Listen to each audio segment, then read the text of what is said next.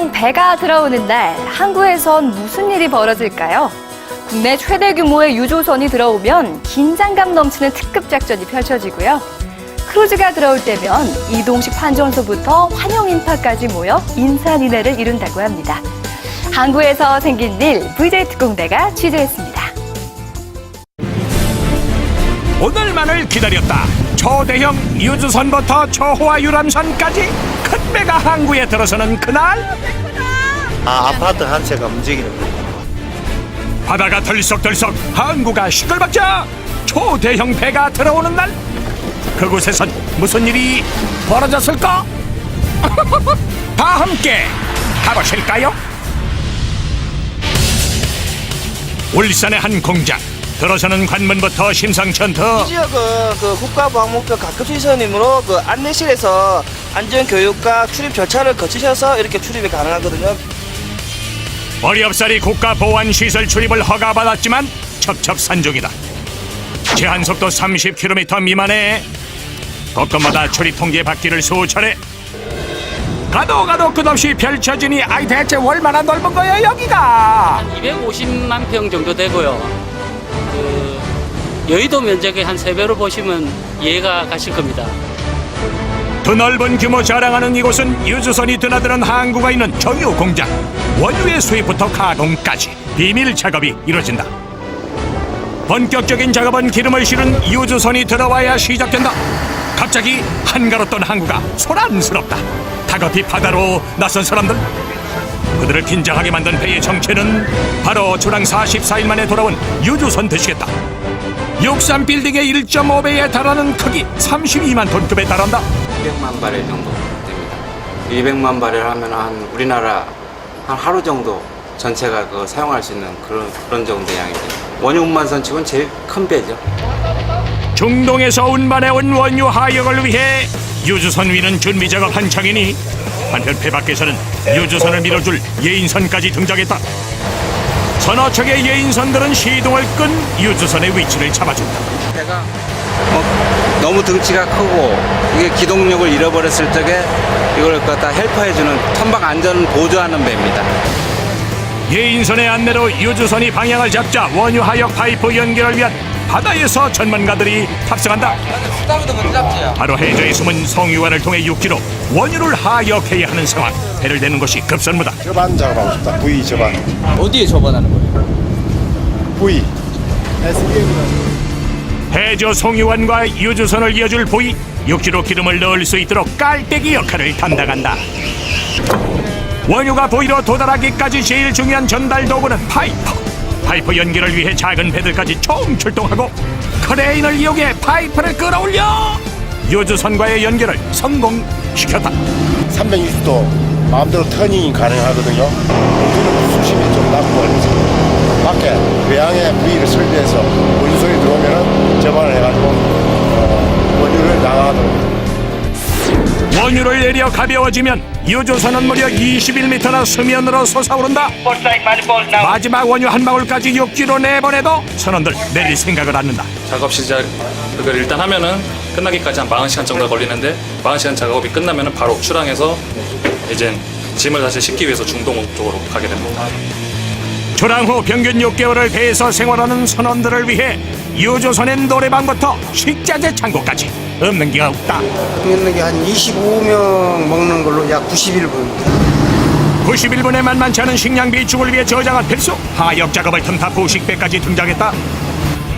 5.7km 길이의 해저 송유관을 지나 드디어 원유는 육지에 도달한다. 바다에 원유선이 투부위에 붙어 있습니다. 투부위에 붙어 있는데 유서리 배관을 통해 가지고 이렇게 347탱크로 원유를 받고 있습니다. 유조선에 몸을 싣고 물 건너온 원유가 40시간 만에 원유 탱크 속으로 저장됐다.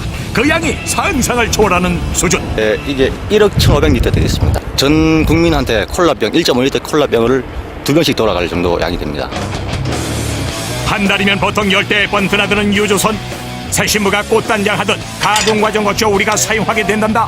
이때 무조건 기름 한 병씩은 꼭 남겨두는 것이 원칙이란다. 이게 이유가 뭐예요? 고객 쪽에 출하를 함에 있어서 문제가 발생됐을 시에 하나의 어떤 증거 자료로 지금 남기기 위한 부분입니다. 가공이 끝나기 무섭게 운송작전 시작되는데 정제 과정에서 이미 뜨거워진 탓에 운송도 여간 까다로운 게 아니다. 이 출하 온도가 평균 한 78도 됩니다. 온도가 이게 낮아지면 굳어버리거든. 굳어버리면 우리 상할 때 배관에 막히거든요, 이게. 운송이 완료되기까지 도중에 일어날 사고를 막기 위해 봉인 작업까지 마친 뒤에야 국내 출하 준비가 끝이 난다.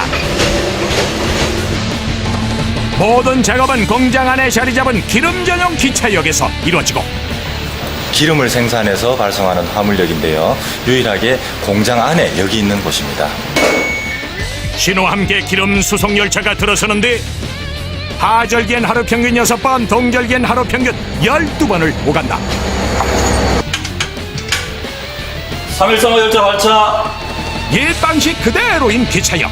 기차라고 모두 오갈 수 있으랴 특별한 허가증이 있어야만 통행이 가능하다는데 이것이 허가증을 대신한다. 이 사각 구멍이 있는 게 장생포역에서 태화강까지만 운행할 수 있도록 허가를 해주는 이 표시입니다. 수고하셨습니다. 유조선이 들어오는 날 바쁘게 움직인 사람들의 땀방울이 전국 각지로 나가는 순간이다.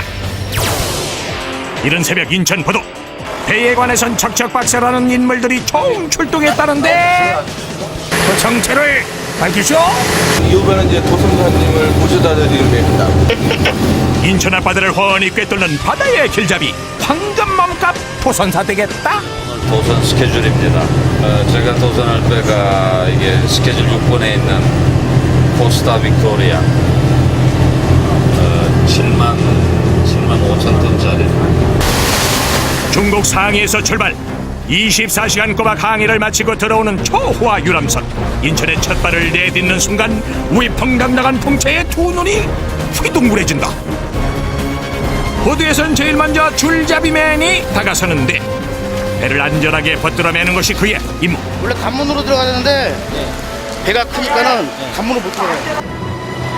바다 위 5성급 호텔로 불린다는 유람선 내부는 휘엄찬란 눈길을 사로잡는다. 미용실부터 카지노, 대극장, 헬리스장까지 대부분의 시설을 갖췄으니 유람선 안에서 모든 것이 오케이란다. 아이고 좋다 좋아. 우리나라에 올해 입항한 가장 최대 규모의 국제 크루즈선입니다. 최대 규모에 걸맞게 별별 진 풍경이 펼쳐진다. 관광버스 수십 대가 줄줄이 등장하더니 물론이 이삿짐 사다리 차까지 출동했네. 네, 맞습니다. 다방면을 써요.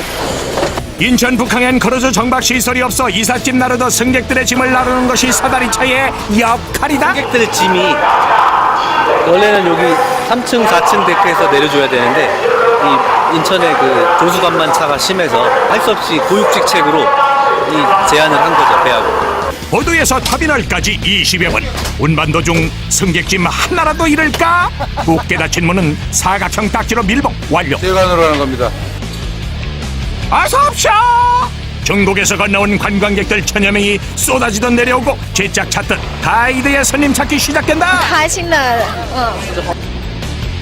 한편 승객이 내림과 동시에 유람선 승무원들은 초긴장 상태에 돌입한다.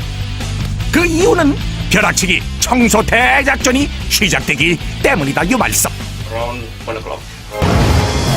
구다닥! 깔끔한 모습으로 탈바꿈한 사이 새로운 승객들이 크루즈에 몸을 싣는다. 동심으로 돌아간다. 여기저기 배 구경에 흠뻑 빠지셨구만.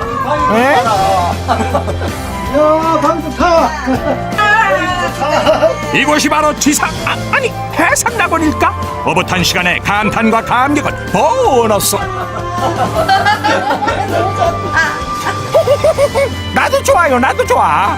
예상 못했는데 진짜 좋아. 인류 호텔 못지않아. 바다 경치도 좋고 배도 크고 배 이래 큰 거 처음 봤는데 처음 타봤는데. 이게 다가 아니다. 곳곳에서 입 딱 벌어질 광경은 끊이질 않고 바다 위에서 즐기는 특별한 호사에 남녀노소 구분 없이 흠뻑 빠져든다. 어쩌다 즐기는 게임도 오늘은 신난다. 재미로 놓은 동전 한입에 기대감은 잔뜩 부풀어오르고 아싸! 이게 대박이야 대박. 빨리 나와. 이거 뭐 하는 거야?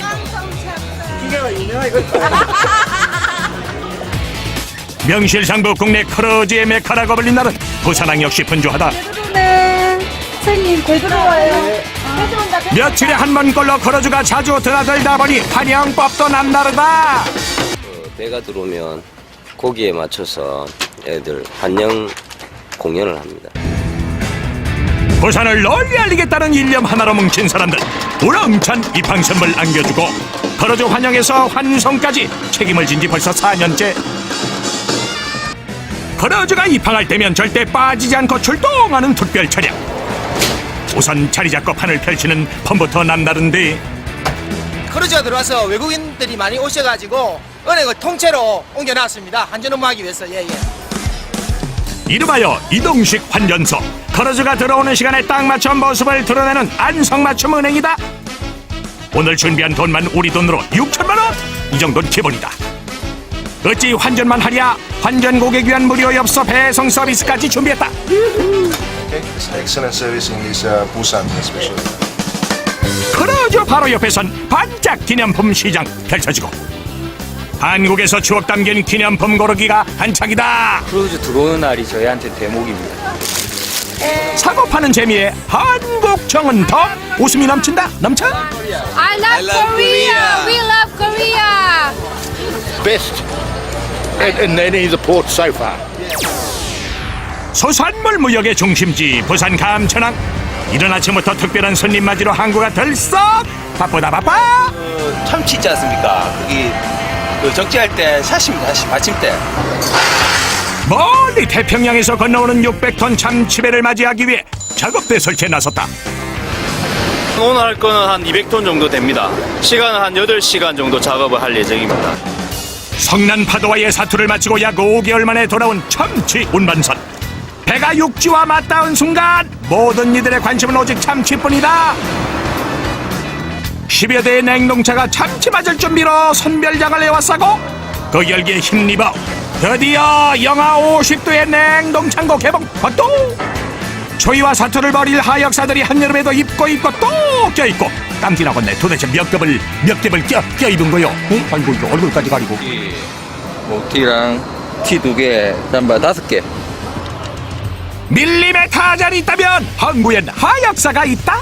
줄타는 신공과 여유 펼치며 냉동창고로 입장한다. 드디어 태평양 앞바다에서 건너온 참치가 모습을 드러냈다. Temperature -55.